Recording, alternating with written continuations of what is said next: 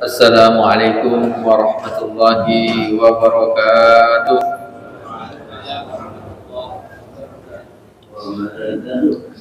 Alhamdulillahi rabbil alamin, nahmaduhu wa nasta'inuhu wa nastaghfiruh wa na'udzu billahi min shururi anfusina wa min sayyiati a'malina. May yahdihillahu fala mudilla lahu wa may yudlil fala hadiya lahu. Asyhadu an la ilaha illallah wa asyhadu anna Muhammadan abduhu wa rasuluh. Allahumma shalli ala sayyidina Muhammad wa ala alihi wa sahbihi wa man sara ala nahjihi ila yaumil qiyamah, amma ba'd. Hadirin hadirat yang dimuliakan Allah Subhanahu wa taala, alhamdulillah wa syukrulillah. Pada subuh yang cerah ini Allah Subhanahu wa taala memberikan kita nikmat iman dan Islam. Kita bangun dalam keadaan sehat walafiat dan bisa melangkahkan kaki kita ke masjid Fastabiqul Khairat ini. Semoga kita senantiasa diberikan keberkahan dan kemuliaan oleh Allah Subhanahu wa taala. Mari kita mulai kajian kita bersama-sama membaca Ummul Kitab Al-Fatihah. Alhamdulillahirabbil alamin arrahmanir rahim maliki yaumiddin.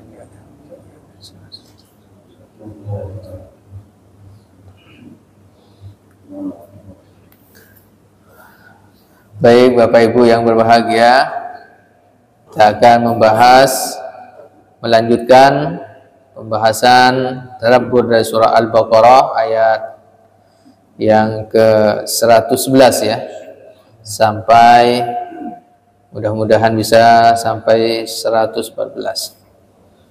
Bismillahirrahmanirrahim. Dalam surah Al-Baqarah 111 ini masih menjelaskan tentang orang-orang Yahudi dan Nasrani. Apa yang mereka yakini tentang keimanannya, konsep ketuhanannya seperti apa, lalu bagaimana di dalam Islam. Allah Subhanahu wa taala berfirman, a'udzu billahi minasyaitonir rajim. Bismillahirrahmanirrahim. Wa qalu la yadkhulal jannata illa man kana hudan aw nasara. Tilka amaniyuhum qul hatu burhanakum in kuntum shadiqin. Wa qalu, mereka mengatakan, siapa mereka? Ahlul kitab, al-yahud wan nasara. Lan itu artinya tidak akan pernah. La yadkhulal jannata, tidak akan pernah masuk ke dalam surga. Illa, kecuali man kana hudan, kecuali orang Yahudi, au nasara atau orang Nasrani. Ayat ini menjelaskan tentang keyakinan dan keimanan antara orang Yahudi dan Nasrani, bahwa orang-orang Yahudi ini meyakini bahwa tidak akan pernah masuk surga orang-orang selain dari Yahudi. Orang Nasrani pun meyakini juga keimanan mereka, tidak akan masuk surga kecuali orang Nasrani. Selain mereka tak masuk. Ini adalah anggapan mereka. Allah Subhanahu wa taala abadikan agar kita mengetahui bahwa apa yang mereka yakini ini sebenarnya adalah tilka amaniyuhum. Ini Allah bantah nih. Tilka amaniyuhum. Ini adalah amani, angan-angan saja. Apa yang mereka lakukan ini adalah iddia, mengklaim. Ya, main klaim saja. Surga itu hanya milik dia saja. Bahkan di sini dikatakan al-yahud wan nasara. Artinya antara Yahudi dan Nasrani sekalipun sama dari Bani Israel, tapi kemudian mereka ini akidahnya berbeda. Yahudi mengklaim yang akan masuk surga hanya orang Yahudi saja. Selain itu Nasrani pun tak masuk surga.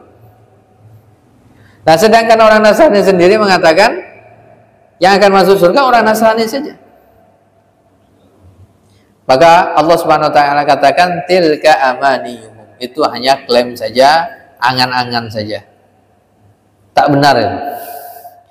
Maka kemudian Allah katakan kul, katakan wahai Nabi Muhammad sallallahu alaihi wasallam, hatu, datangkanlah burhanakum, burhan, dalil, petunjuk yang mengatakan, yang menjelaskan atau yang menguatkan bahwa kalian yang akan masuk surga. In kuntum shodiqin, kalau kalian memang orang-orang yang jujur, orang-orang yang benar. So, tunjukkan ke orang Yahudi apa dalil atau petunjuk yang bisa mengatakan bahwa mereka saja yang masuk surga. Atau kepada orang Nasrani, tunjukkan dari sisi konsep ketuhanannya, apakah benar bahwa dalam agama Yahudi, dalam Tuhannya itu yang akan memasukkan mereka ke dalam surga. Nah, surga itu buatan siapa? Dari konsep ketuhanan. Nasrani juga sama. Kalau mereka ingin masuk ke dalam surga atau mengklaim bahwa mereka saja yang mau masuk surga, yang akan masuk surga, apakah Tuhan mereka itu menciptakan surga? Uang surga itu sudah ada sebelum mereka lahir. Nah, tunjukkan dalilnya yang mana yang menguatkan bahwa surga itu milik mereka. Nah, sisi yang lain mereka ini meyakini, Yahudi Nasrani meyakini akan adanya surga dan neraka. Maka nanti dalam ayat yang lain mengatakan wa qalu lan tamassanan naru illa ayyaman ma'dudah. Kalau mereka kalau mereka masuk neraka pun hanya beberapa hari saja, kata mereka. Mereka mengatakan hanya masuk beberapa hari saja. Artinya mereka ini yakin akan adanya surga dan neraka. Tapi surga dan neraka yang mana? Yang mereka yakini, ini yang kemudian amani, angan-angan saja. Kenapa? Surga dan neraka yang mereka yakini berbeda dengan apa yang diyakini oleh umat Islam. Maka kemudian Allah katakan hatu burhanakum. Dari konsep ketuhanan, silahkan tunjukkan dalilnya, petunjuknya. Mereka tak sanggup melakukannya. Dari konsep syariahnya, pengamalannya juga sama. Dari mana asal usul dari pengamalan dari sisi agama mereka? Apakah dari Allah Subhanahu wa taala ataukah buatan mereka sendiri? Dan ternyata banyak dari amal-amal mereka ini buatan mereka sendiri. Kenapa? Karena kitab sucinya mereka rubah. Ya, kitab sucinya mereka rubah, tidak asli lagi.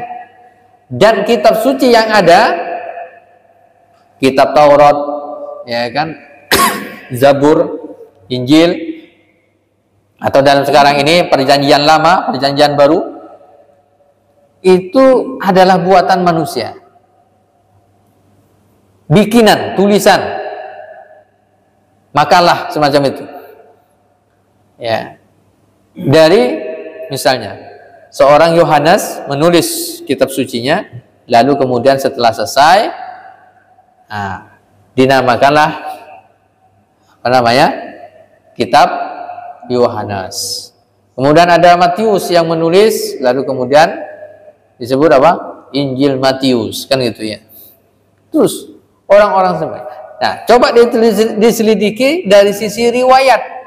Yang meriwayatkannya siapa?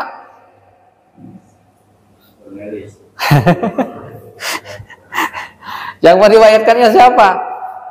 Itu tidak ada. Tidak ada. Terputus yang meriwayatkannya. Maka kemudian apa? Sanad dalam Al-Qur'anul Karim bisa dipertanggungjawabkan. Yang kemudian apa? Riwayatnya sampai kepada kita dengan cara mutawatir.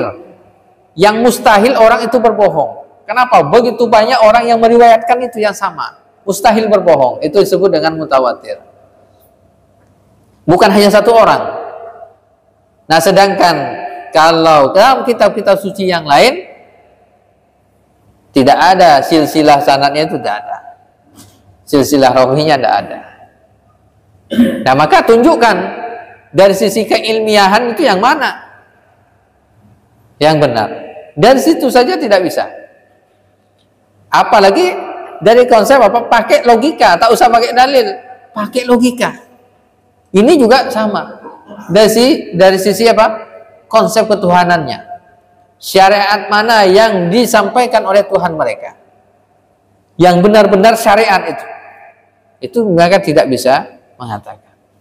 Lalu kemudian maka ayat yang ke-112-nya, bala, pastilah mereka tak akan mungkin bisa, ya mereka tidak akan mungkin bisa mendatangkan burhan petunjuk itu. Nah, kemudian Allah katakan, man aslama wajhahu lillah, siapa saja yang aslama yuslimu islaman, yang masuk ke dalam Islam. Siapa saja yang masuk ke dalam Islam, yang mengislamkan wajhahu, wajahnya. Kenapa di sini disebut dengan al-wajhu? Yang masuk Islam, yang menyerahkan diri wajahnya. Nah, dikatakan di sini nanti dalam kaidah disebutkan ini diungkapkan dengan juz'iyah, ya salah satu dari anggota tubuh, tapi maknanya amah untuk seluruh tubuh. Dikatakan wajah karena orang itu dikenal dari wajahnya.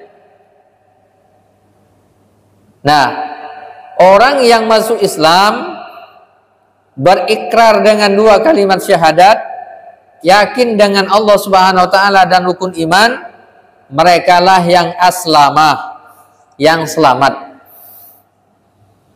Maka di antara makna Islam itu adalah selamat. Orang yang masuk ke dalam Islam membaca dua kalimat syahadat, yakin dia betul. Kita tahu bahwa al-iman itu tadi ada 3 komponen, 3 hal. Al-iman at-tasdiqu bil qalbi, meyakini dengan hati, wal iqraru bil lisan, lalu dia ucapkan dengan lisannya, wal amalu bil arkan, lalu kemudian dia mengamalkan dengan anggota tubuhnya. Nah, dari anggota tubuh ini yang paling nampak bagi manusia itu adalah wajah. Nah, siapa saja yang beriman dengan hati dan anggota tubuhnya, maka dia adalah orang yang selamat. Aslama lillah, menyerahkan diri hanya kepada Allah Subhanahu wa taala. Pada prinsipnya orang yang masuk Islam sebenarnya tidak ada paksaan. La ikraha fiddin, tidak ada paksaan dalam memeluk agama Islam, tidak ada paksaan. Tetapi ketika dia sudah mengikrarkan dua kalimat syahadat, maka ada konsekuensi untuk menunaikan hak-hak Allah Subhanahu wa taala, perintah-perintah Allah Subhanahu wa taala dan Rasulnya. Maka dia akan selamat. Orang Islam saja bisa jadi tidak selamat. Orang Islam saja bisa jadi tidak selamat. Apalagi yang tidak Islam. Nah, maka Allah katakan, man aslama wajhahu lillah, siapa yang menyerahkan dirinya, menyerahkan wajahnya, anggota tubuhnya lillah, hanya untuk Allah. Nah, dari sini kemudian selalu ada kalimat yang agar kita senantiasa mengingatnya dalam sholat kita. Kita diminta untuk membaca doa, inna sholati wa nusuki, sesungguhnya sholatku, wa nusuki, dan ibadahku, wa mahyaya, hidupku, wa mamati, dan matiku, lillahi rabbil alamin. Bagaimana kita senantiasa membaca itu agar kita menyerahkan diri sepenuhnya kepada Allah Subhanahu wa taala. Ini banyak di antara umat Islam yang sudah ber-KTP Islam dan meyakini tentang kebenaran Islam, tetapi tidak sempurna menyerahkan dirinya kepada Allah Subhanahu wa taala. Ketundukannya belum sempurna. Ketika hanya sebagian dari syariat Islam atau aturan-aturan dalam Islam, prinsip-prinsip Islam yang diambilnya, sebagiannya saja. Bahkan yang menguntungkan secara duniawi itu yang dikerjakan, sedangkan yang tak nampak ya secara duniawi dari ibadah itu mereka tinggalkan. Berarti apa? Ketundukannya tidak sempurna. Misalnya di dalam sholat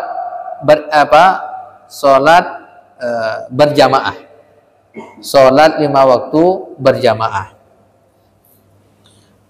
Banyak orang yang agak malas, ya kan? Orang agak malas berjamaah. Yang dianggap yang penting kan sholat, kan gitu ya. Yang penting sholat, walaupun sendiri. Ya. Itu pun kalau dilaksanakan sendiri di rumah, terkadang ya tidak sempurna juga dalam melaksanakannya. Yang sunnah-sunnahnya banyak ditinggalkan. Gitu. Kalau seandainya sholat berjamaah diberi pengumuman sama takmir masjid, siapa saja dari jamaah yang berada di shaf pertama dan dia datang ke masjid 1 jam sebelum sholat berjamaah, lalu berada di shaf pertama, maka dia sekali sholat dapat minimal 500.000. Kira-kira masjid penuh tidak?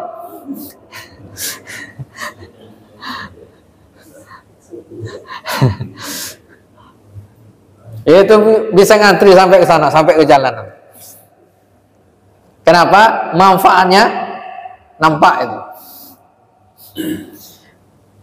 Apalagi kalau misalnya sholat subuh dilaksanakan, dia datang 2 jam sebelum sholat subuh, maka dia akan mendapatkan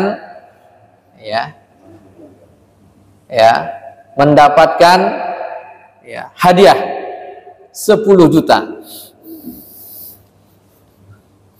Kira-kira yang datang itu hanya kompleks ini atau di luar Pontianak datang juga? Kenapa? Karena persepsi orang itu akan melihat kalau yang nampak dunia. Padahal dari sisi itu Allah Subhanahu wa taala dan Rasulnya menjelaskan khairun minad dunya wa ma fiha. Melaksanakan itu lebih baik daripada dunia dan seisinya. Nah, itu adalah bagian dari ketundukan.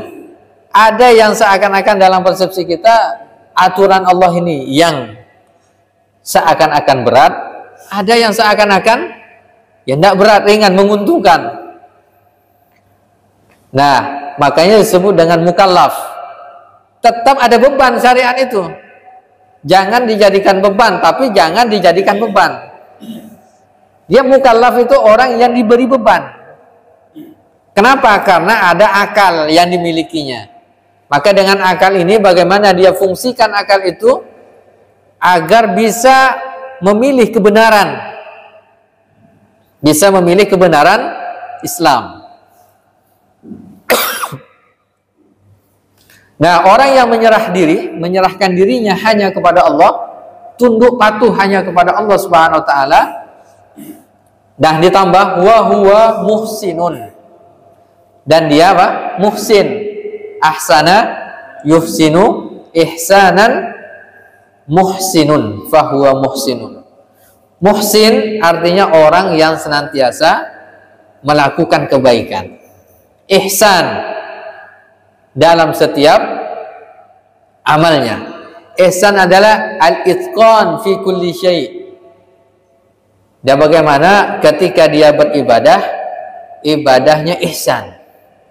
Dia berikan dia lakukan yang terbaik di dalam ibadahnya.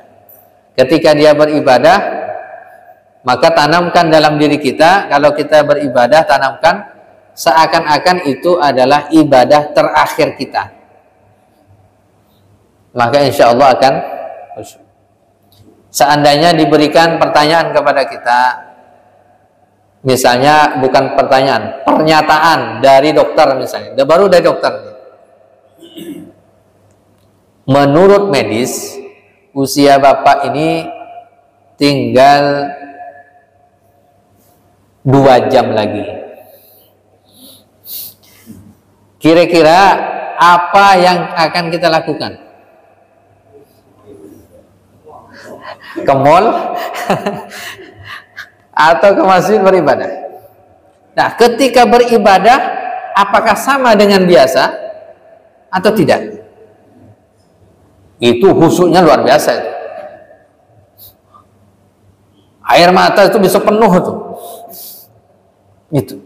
Kalau diberikan waktu hanya 2 jam saja kita beribadah. Menurut medis, usia bapak ini tinggal 2 jam lagi. Itu insya Allah tak balik ke rumahnya. Di masjid. Itu. Kalau diberikan waktu, kata dokter, menurut medis, usia bapak ini 1 hari. Itu masih semangat tuh. Tapi kalau kata dokter, menurut medis usia bapak ini 30 tahun lagi. Kira-kira masih semangat masjid? Tunggu nanti. Nah, angan-angan manusia kenapa tidak bersemangat di dalam beribadah, tidak bersemangat melakukan kebaikan, itu karena menganggap bahwa umurnya masih panjang. Karena umurnya masih panjang, makanya kurang ihsan, kurang serius di dalam beribadahnya. Apalagi kalau kita meyakini tentang konsep umur ini, ibarat 60, 70 atau 80 tahun. Kalau ibarat satu hari 12 jam itulah usia kita. Dari jam 6 pagi sampai jam 6 sore, kira-kira begitu. Kira-kira kalau umur 50 tahun itu udah jam berapa kira-kira? Dari jam 6 pagi sampai jam 6 sore. Kira-kira sudah jam berapa kalau umur 50 tahun? Asar. Sudah asar. Kalau umur 60 70 tahun? Artinya kalau kita meyakini dari sisi umur ini, usia berapa kita? Nah, kira-kira kalau dianalogikan dengan hari, satu hari itu, nah, sudah masuk jam berapa gitu? Jam 3 kah? Jam 4 kah? Jam 4 sore? Atau jam 5 sore? Dengan begitu maka insya Allah akan muncul semangat kita beribadah kepada Allah, dan kita akan melaksanakannya secara ihsan.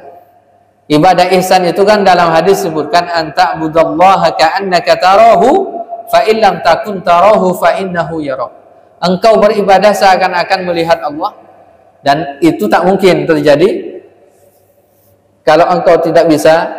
Maka ya pastikan, yakinkan dalam diri bahwa Allah Subhanahu wa taala melihat kita.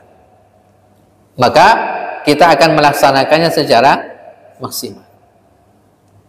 Nah, ini adalah muhsin. dalam beribadah ihsan, begitu juga di dalam beramal kebaikan ihsan. Senantiasa yang terbaik kita melaksanakan ya setiap aktivitas kebaikan kita. Lalu kemudian dalam hadis disebutkan orang yang diberikan umur yang panjang lalu dia taat, itu adalah orang yang terbaik. Ketika sahabat Rasulullah SAW bertanya kepada Rasulullah SAW, ayun nasi khair ya Rasul, orang yang paling baik itu orang yang seperti apa ya Rasul? Dijawab oleh Rasulullah SAW, man qala umruhu wa hasuna amaluh. Orang yang terbaik itu adalah orang yang diberikan umur oleh Allah dan dia gunakan umurnya untuk ihsan. Wa hasuna amaluh, dia banyak melakukan amal-amal kebaikan. Ibadahnya semangat, ketaatan semangat, terus itu ibadahnya kepada Allah dan ibadahnya secara sosial kemasyarakatan baik. Itu adalah orang yang terbaik, diberikan umur lalu dia gunakan umurnya dalam rangka ketaatan kepada Allah Subhanahu wa taala. Lalu ditanya kembali Rasulullah SAW, ayun nasi syarrun, orang yang terburuk siapa ya Rasul? Orang yang terburuk itu kata Rasul adalah man tala umruhu wa asa'a amalu. Orang yang terburuk itu adalah orang yang diberikan umur panjang oleh Allah Subhanahu wa taala dan dia banyak melakukan keburukan dengan umur yang Allah berikan itu. Itu adalah orang yang terburuk. Dia tidak ihsan di dalam hidupnya. Padahal nanti di hari kiamat manusia itu mempertanggungjawabkan amal-amal perbuatannya sendiri. Tidak rombongan ditanya. Ketika manusia seorang hamba meninggal dunia, di alam kubur ditanya sendiri. Walaupun banyak kawan, banyak teman, ditanya sendiri. Di yaumil hisab juga sama. Maka bagaimana kita bisa ihsan dalam setiap aktivitas kita? Kita memaksimalkan amal-amal ibadah kita kepada Allah Subhanahu wa taala secara sempurna dan kita menundukkan diri kita hanya kepada Allah Subhanahu wa taala, tidak tunduk kepada selain Allah. Tidak tunduk pada selain Allah Subhanahu wa taala. Dalam masalah ibadah, dalam masalah ketaatan, terkadang ada saja orang yang tak mau, yang menghalang-halangi seseorang untuk berbuat baik. Maka kita tunduknya hanya kepada Allah. Bala man aslama wajhahu lillah wa huwa muhsin. Kalau dia serahkan dirinya kepada Allah dan dia juga senantiasa melakukan kebaikan, falahu ajruhu inda rabbih, maka dia akan mendapatkan pahala dari sisi Tuhannya. Wala khaufun alaihim wala hum yahzanun, tak perlu takut, tak perlu sedih, akan mendapatkan pahala di sisi Allah Subhanahu wa taala. Ini juga ayat sebagai bantahan yang jelas. Semua agama itu sama. Kalau ada yang mengatakan semua agama itu sama, ini kan hanya caranya yang berbeda. Banyak jalan menuju Roma. Biasanya kan orang begitu. Tidak. Dalam masalah agama berbeda. Orang yang mengklaim surga, tidak. Yang akan masuk surga siapa? Adalah orang yang mengucapkan 2 kalimat syahadat. Aslama lillah wa huwa muhsin. Dia. Ini kalau bahasa ini mungkin di luar sana itu dipahami ini bahasa radikul ya. Ini dikatakan oh ini mengklaim kebenaran sendiri. Padahal ini secara akidah Ini adalah akidah umat Islam, bahwa meyakini yang masuk surga itu adalah Islam dengan kebenaran Islamnya. Walaupun yang lain mengklaim juga, ya silakan mengklaim tentang kebenaran ini. Tak usah dipaksakan orang lain untuk mengikuti ajarannya. Apalagi memaksakan umat Islam agar mengikuti ajaran mereka. Nah, yang repot itu udah masuk Islam, bersyahadat, lalu tetap mengikuti ajaran orang lain, akidah orang lain. Ini keyakinan kita. Nah, ayat berikutnya adalah 113, waqalatil yahud. Ini penjelasan waqalatil yahud. Orang-orang Yahudi itu berkata, laisatin nasara ala syai'. Orang Nasrani itu tidak ada pegangan. Kan tadi mengatakan waqalatil yahud waqalu la yadkhulul jannata illa man kana hudan aw nasara.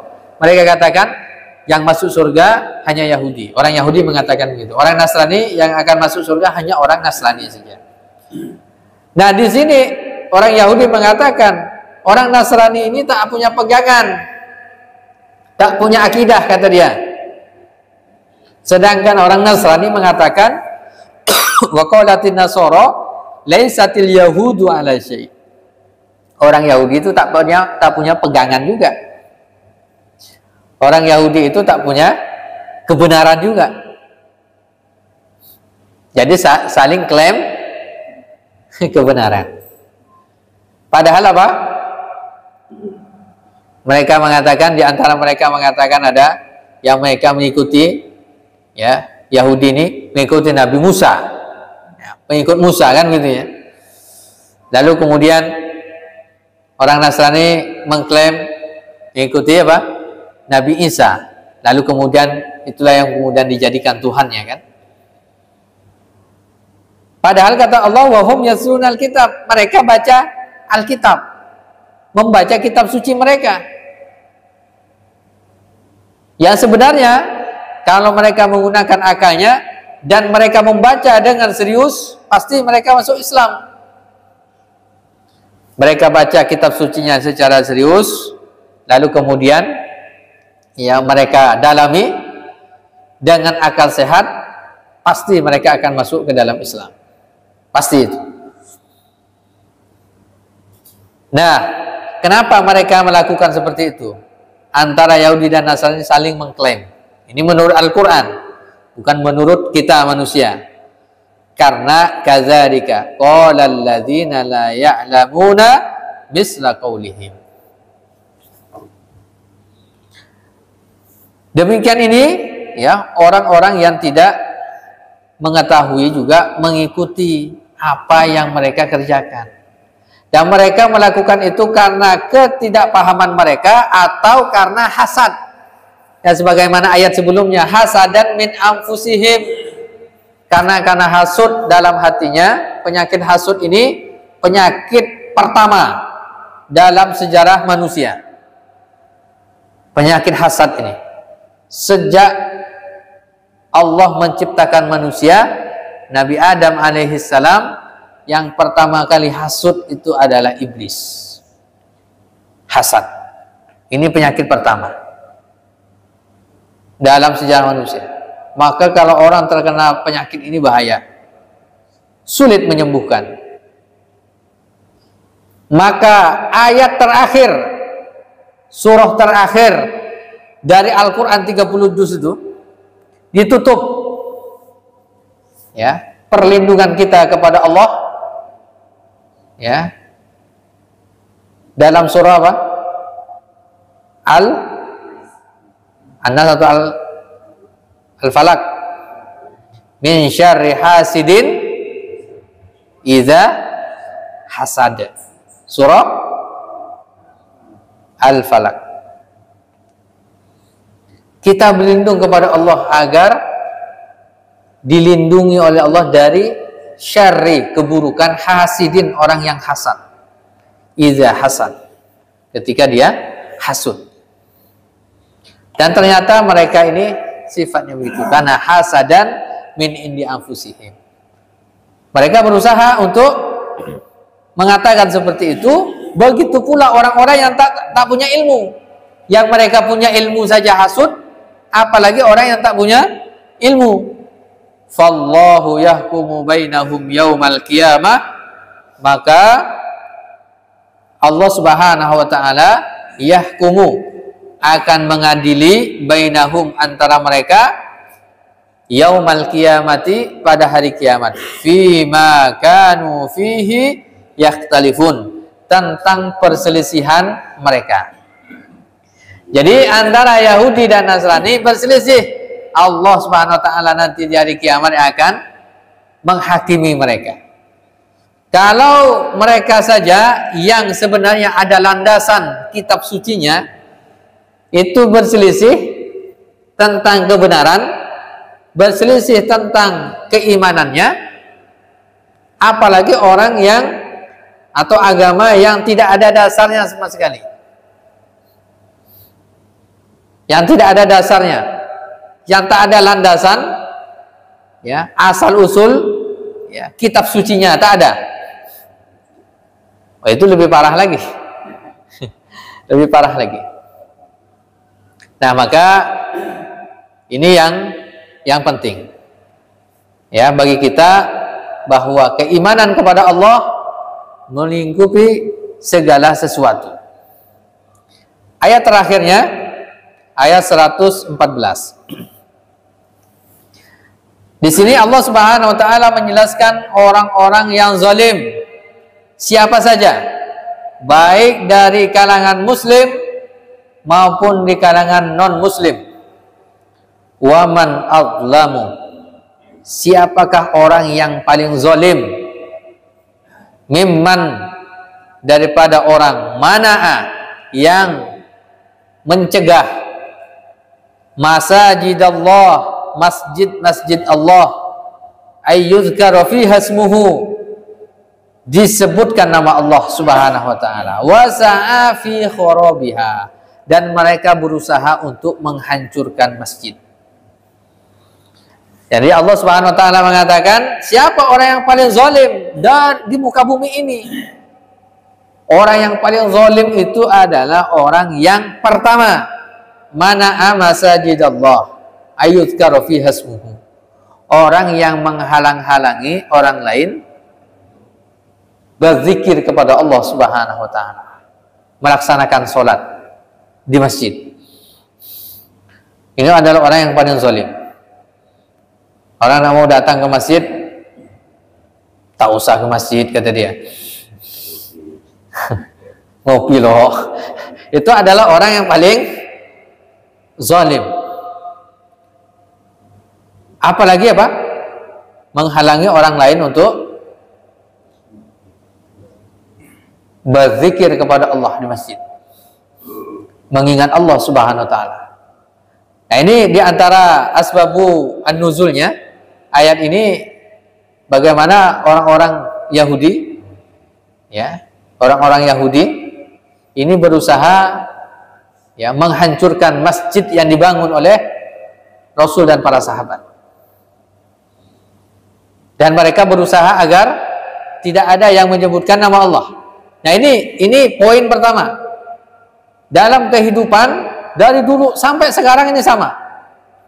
Bagaimana syiar-syiar Islam, pertama itu adalah masjid, bagaimana dihalang-halangi agar Allah Subhanahu wa taala ini tidak diingat. Mereka jauh dari Allah. Umat ini dijauhkan dari Allah Subhanahu wa taala. Itu adalah orang yang paling zalim yang melakukan itu. Termasuk nanti adalah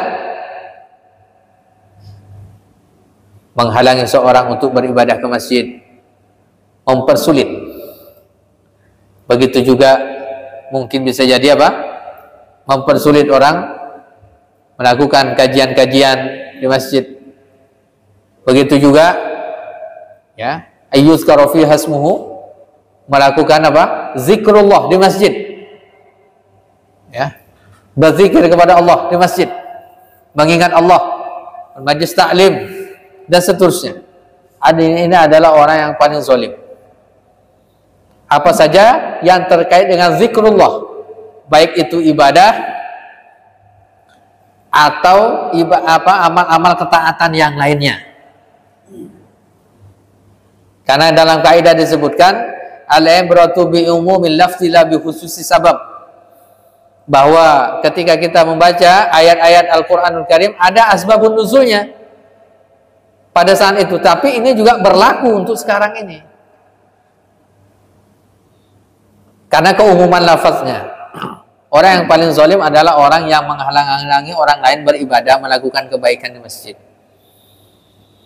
Wa sa'a fi kharabiha, dan berusaha menghancurkan masjid. Ini banyak, ada berapa kasus sebenarnya. Masjid dihancurkan kemudian diganti dengan mall. Ya. Dan seterusnya. Ulaika ma kana lahum ayyadkhuluha illa khaifun. Mereka itu tidak sepatutnya masuk ke dalam masjid Allah Subhanahu wa taala. Jadi orang yang seperti itu tak layak masuk masjid Allah. Tak layak masuk masjid Allah. Lahum fid dunya khizyun wa lahum fil akhirati azabun azim. Sanksinya bagi orang yang seperti itu adalah kehinaan di akhirat dan mendapatkan siksa yang berat, api neraka. Nah, ini luar biasa. Maka bagaimana kita berusaha ya memakmurkan masjid, di antaranya ya memberikan ya ajakan-ajakan kepada orang-orang yang ada di sekitar kita dengan senantiasa bersemangat ke masjid, berzikir di masjid, dan berusaha mengingat Allah Subhanahu wa taala dalam ketaatan di masjid. Nah, ketika menghalang-halangi, maka otomatis sanksinya berat di sisi Allah Subhanahu wa taala. Wallahu a'lam bishawab. Ini yang bisa saya sampaikan, mudah-mudahan bermanfaat bagi kita semuanya. Silakan jika ada yang mau ditanyakan. Waalaikumsalam warahmatullahi wabarakatuh.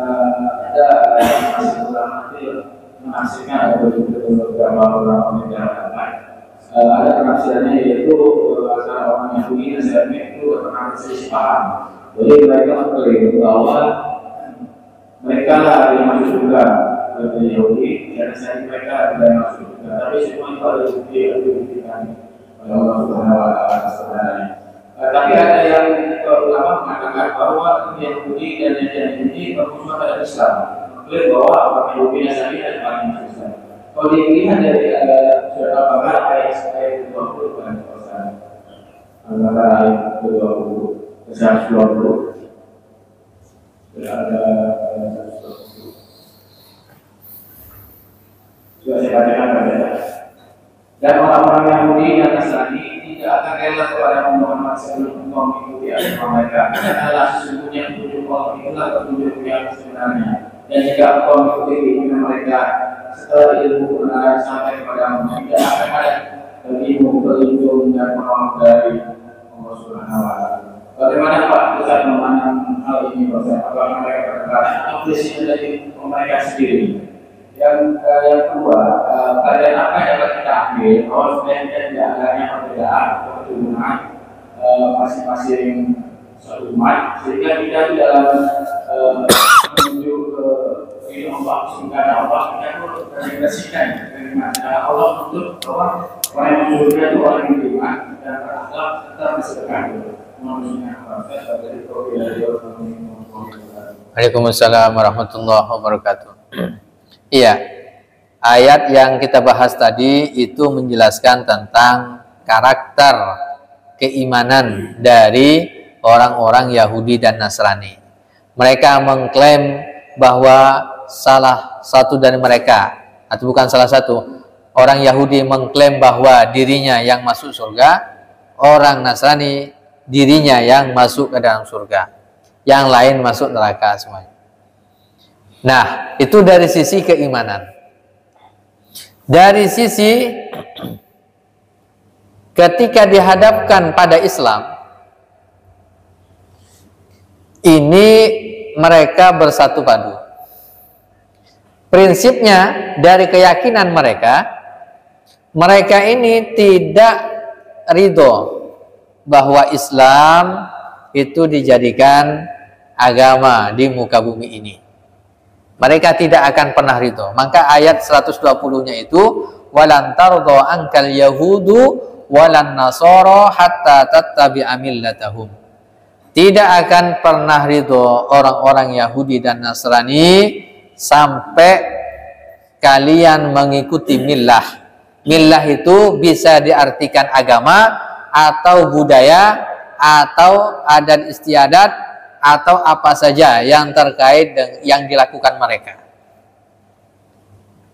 Kalau mereka bisa murtad, silahkan murtad. Tapi kalau tidak bisa, paling tidak didangkalkan.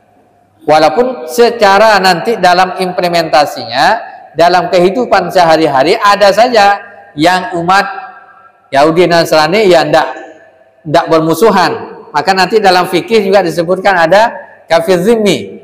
Itu ya bertetangga baik, tak pernah memurtadkan orang gitu. Itu ada dalam implementasinya seperti itu. Ini berbicara tentang sebuah keyakinan secara umum. Ya, keyakinan secara umum ya tentang ya misi besar atau keyakinan tentang agama mereka, lalu kemudian prinsip-prinsip yang kemudian mereka lakukan. Nah, maka kemudian kalau di hadapan Islam semuanya itu bersatu padu, semua agama itu bersatu padu. Maka kemudian para ulama mengatakan al-kufru millatun wahidah. Kekufuran itu adalah satu agama. Pada prinsip yang berbeda-beda, tetapi al-kufru millatun wahidah. Satu millah dia. Kalau di depan Islam bagaimana? Mereka berusaha untuk memadamkan cahaya Allah Subhanahu wa taala, cahaya Islam. Nah, di antara pendangkalan itu adalah bagaimana umat Islam ini dijauhkan dari agamanya. Anak-anak muda dijauhkan dari agamanya. Salah satu caranya adalah dengan narkoba, dengan pergaulan bebas dan seterusnya. Ya, kalau sudah pergaulan bebas, narkoba, apa yang akan terjadi? Ya, mereka akan jauh dari masjid. Yang mereka jauh dari agamanya, tak kenal dengan Allah Subhanahu wa taala. Nah, akhirnya sangat mudah untuk diajak, lalu kemudian diberikan pemahaman semua agama itu sama. Yang penting kan percaya pada Tuhan masing-masing, kan begitu. Nah, ini bahaya ketika ini dilontarkan pada anak-anak muda yang tidak paham. Ini akhirnya apa? Ya keimanannya atau agamanya hanya sebatas yang tertulis di KTP saja. Ini yang berat.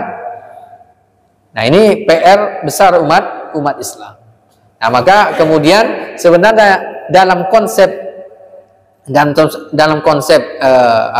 pendidikan Islam, di antaranya lingkungan yang bisa mempengaruhi itu ada 3 faktor lingkungan yang mempengaruhi pada manusia, pada seorang anak.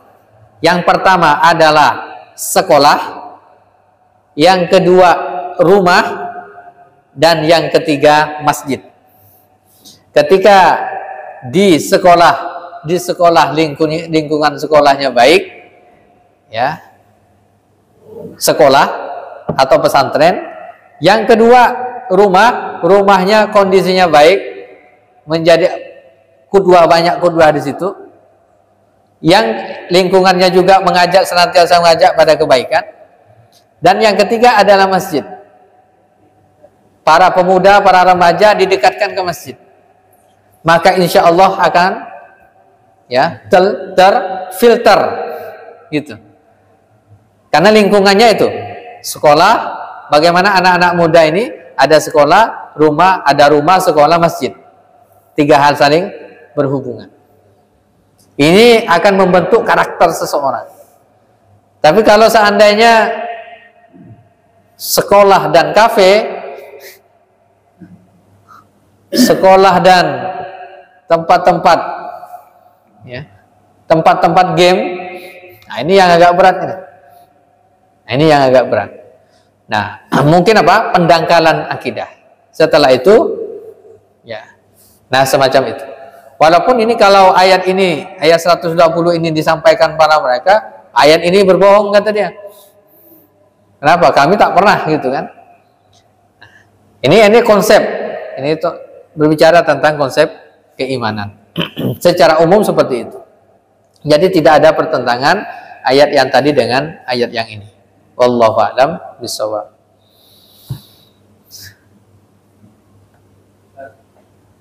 Silakan Pak.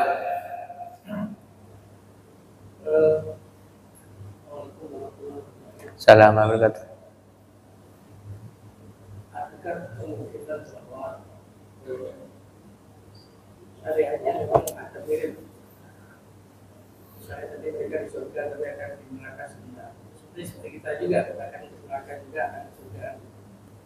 Juga beberapa hal saya juga mengikuti tentang alam yang sosial seperti itu. Mereka ada sholat juga kan tentang syariatnya seperti apa ada sholat. Kita ada contoh di Kristen itu sholatnya macam-macam, ada imamnya perempuan dan sebagainya.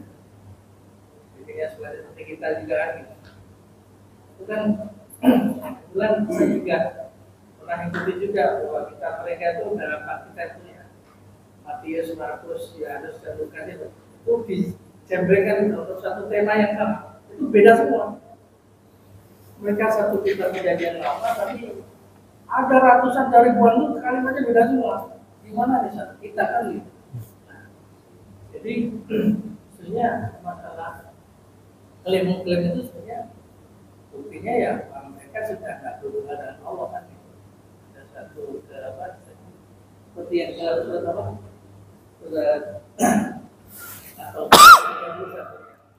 kalau ada yang itu Uzair itu Allah, kalau ada Nasara Masih itu Allah, itu kan maksudnya sudah terputus dengan Allah ya kan.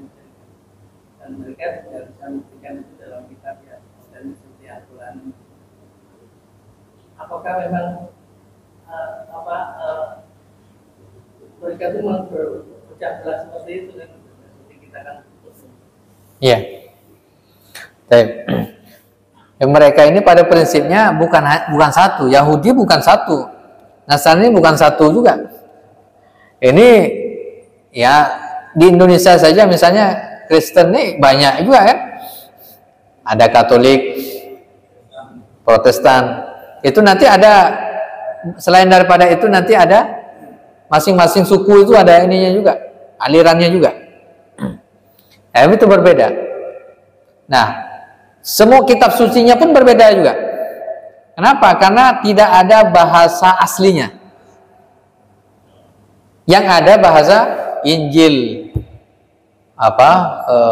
Injil Melayu, Injil Sumatera, Injil Jawa gitu. Karena kalau sudah berbagai macam bahasa di situ itu pasti berbeda. Karena tidak ada bahasa dasarnya. Ini yang kemudian kalau oleh Kemal Atatürk itu waktu di Turki, pemimpin Turki Kemal Atatürk itu Al-Quran ini akan dirubah menjadi bahasa Urdu. Itu ketika mereka memimpin itu. Ini diantara caranya supaya ya sudah tidak asli lagi gitu. Nah, selain daripada itu kita tahu bahwa Yahudi dan Nasrani ada paling tidak Nabi diutus kepada mereka. Lalu ada kitab suci juga yang diturunkan kepada mereka. Nah, itu yang kemudian setelah 300 tahun setelah itu kemudian ditulislah kitab-kitab suci mereka. Ada yang agak-agak mirip. Yang itu kan?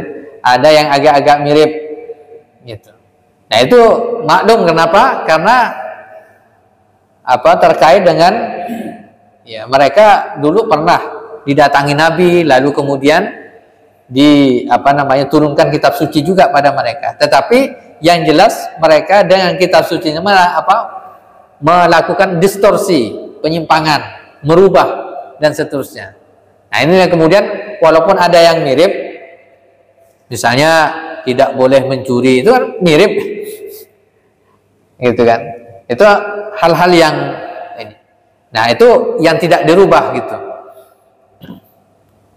Nah, tetapi dalam masalah ibadah, mereka dol.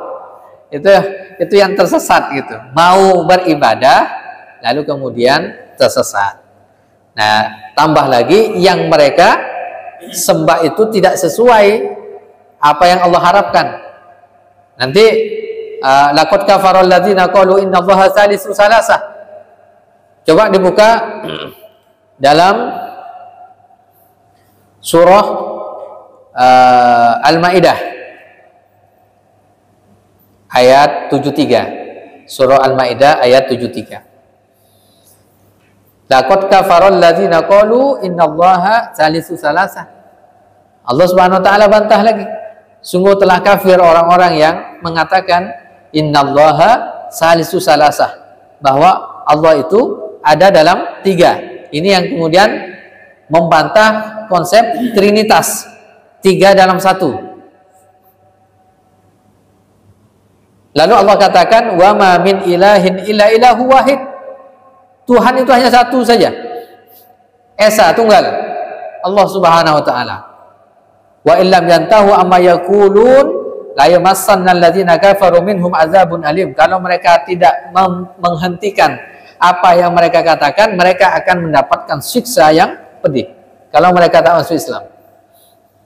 Nah, ini ketika ayat berbicara tentang itu. Jadi apa yang mereka klaim dari kebenaran, apa yang mereka klaim dari Islam, itu telah terbantahkan dalam banyak ayat. Ya. Begitu juga tadi ayat ya yang surah Al-A'raf ya. Dalam surah At-Taubah ayat 30. Silakan buka At-Taubah ayat 30. Wa qalatil yahudu Uzairu ibnullah. Orang Yahudi itu mengatakan Uzair itu adalah anak Tuhan. Anak Tuhan kata dia. Wa qalatin nasara al-masihu bi ibnullah. Orang Nasrani mengatakan Tuhannya siapa? Isa. Zalika qauluhum bi afwahihim. Itu hanya omongan mereka saja. Yudahi'una qaulal ladzina kafaru min qabl. Mereka mengikuti ya perkataan orang-orang kafir sebelumnya. Qatalahumullah. Allah memerangi mereka. Anna yufakun. Allah langsung memerangi mereka. Ini terkait dengan keyakinan mereka. Nah, apa yang saya sampaikan terkait ayat-ayat tentang keimanan yang ada pada diri mereka. Gitu, konsepnya seperti itu. Wallahu a'lam bishawab. Silakan, Bu. Salam berkatu. Kaitan dengan surah Al-Taubah, kan dia tidak ada baca bismillah. At-Taubah. Auzubillahi samil alim minasyaitonir rajim. Kalau gitu ya. Itu kan kita misalnya baca itu tidak selesai itu Ustaz. Waktu kita mulai baca kan kita baca bismillah dan kan ada yang di samping kecil itu kan. Iya. Nah, terus nanti kita kan udah selesai, terus kita kalau ulang lagi itu pakai bismillah, pakai auzubillah lagi Ustaz. Iya. Jadi ada dalil umumnya. Nah, ini buka dalam surah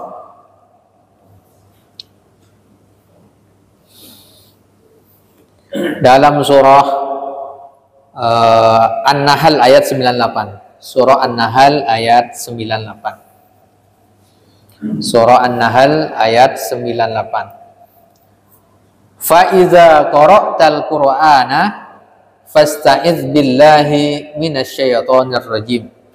Apabila engkau ingin membaca Al-Qur'an, maka mintalah perlindungan kepada Allah dari setan yang terkutuk. Nah, ayat ini yang dijadikan dalil secara umum bahwa kalau kita membaca Al-Quran, baca a'udzubillah dulu. Bentuk a'udzubillah ini banyak. A'udzubillahi minasyaitonir rajim.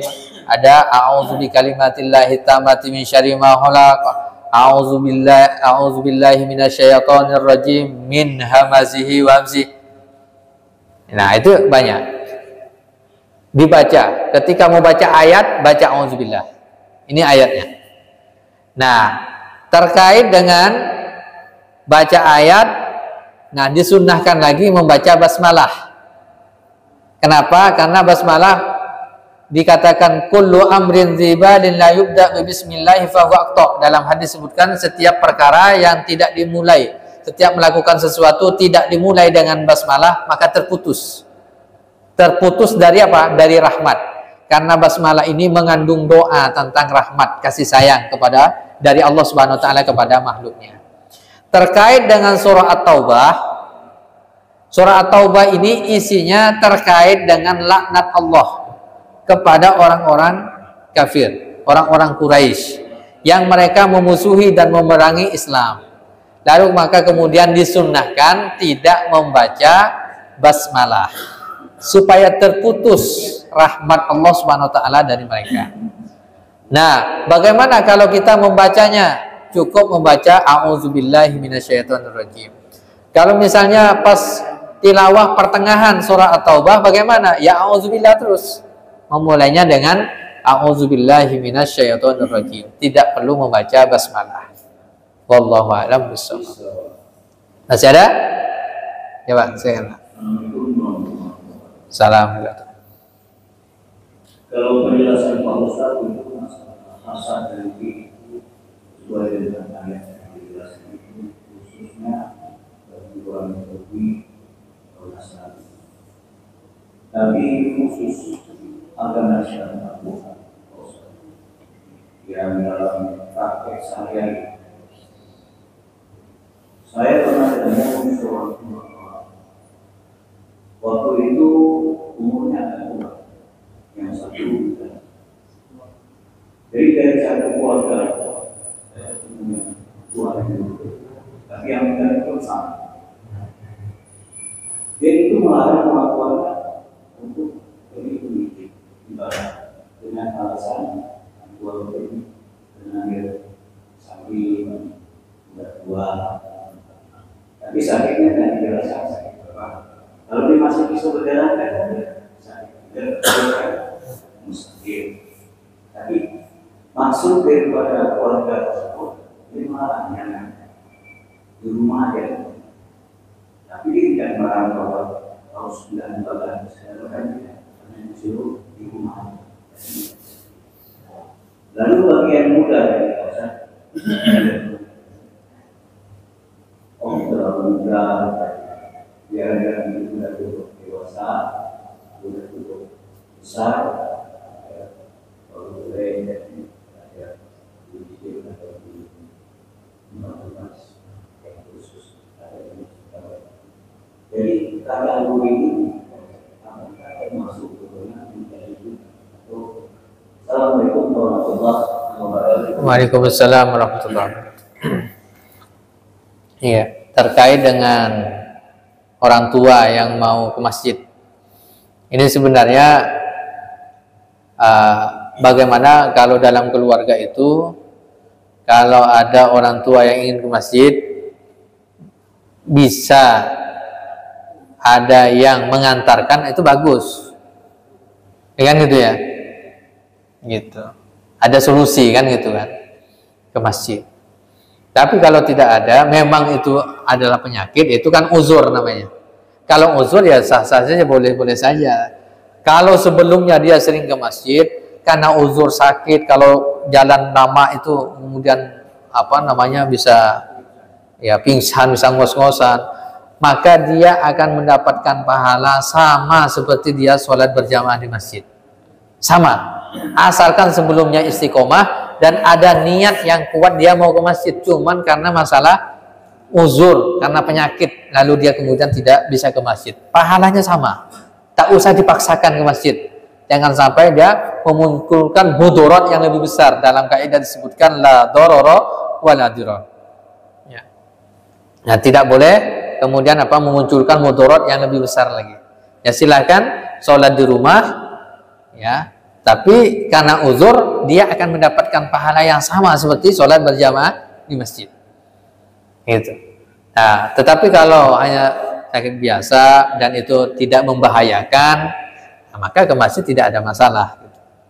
Ini terkait dengan tidak termasuk orang yang menghalang-halangi orang lain datang ke masjid.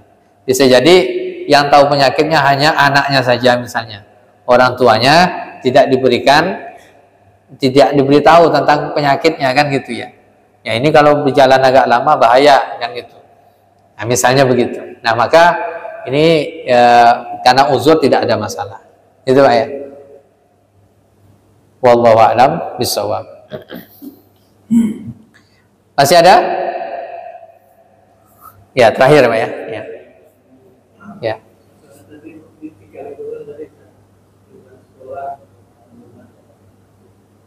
Adakah ibadahnya itu umur tertentu dan alasan mengganggu jamaah? Iya. Sebenarnya kalau dalam nas ayat hadis itu tidak ada secara langsung. Yang ada dalil umum itu yang mengatakan ya murru auladakum bis-shalah. Perintahkanlah anak-anakmu melaksanakan sholat ketika umur 7 tahun. Wadribuhum, dan pukullah ketika berumur 10 tahun dia tidak melaksanakan ibadah sholat. Nah, jadi tidak ada ketentuan khusus umur. Nah, jadi kalau mengacu pada hadis ini, memang idealnya ketika umur yang bisa, kalau para ulama mengatakan usia tamyiz. Nah, tamyiz itu bisa membedakan mana api, mana air. Dia bisa berpikir ya, walaupun tidak sempurna dalam berpikir. Tamyiz sudah bisa membedakan. Itu mana najis, mana enggak, dia sudah bisa membedakan. Nah, itu artinya sudah ya bisa diajarkan dia ke masjid. Nah, itu akan lebih bagus. Karena nanti terkait dengan tentang kesucian. Kalau anak itu belum tamyiz itu memang tidak bisa terkontrol. Kalau belum tamyiz. Nah, kalau belum tamyiz. Ini tamyiz itu sebenarnya ketika umur 5 tahun sudah bisa dia. Udah bisa membedakan dia. 5-6 tahun itu sudah bisa. Dia tamyiz. Dan itu tergantung ini juga nanti lingkungan orang tua yang kemudian mengkondisikan. Jadi termasuk misalnya ya ada yang kalau anak itu sebenarnya kalau dikondisikan dari awal dari rumah, ini nanti mau ke masjid ya, nanti jangan ribut begini, nanti duduknya di bagian belakang. Jadi didoktrin begitu, kita ke masjid, nanti kita setelah sholat baru bisa main, begitu. Itu bisa anak itu, asalkan didoktrin dari awal, diarahkan sama orang tua. Nah, ini jangan karena saya sudah mencobanya juga. Ya, umur 4 tahun anak saya itu, laki-laki. Saya selalu sampaikan, kalau belum siap begini, tidak akan dibawa ke masjid.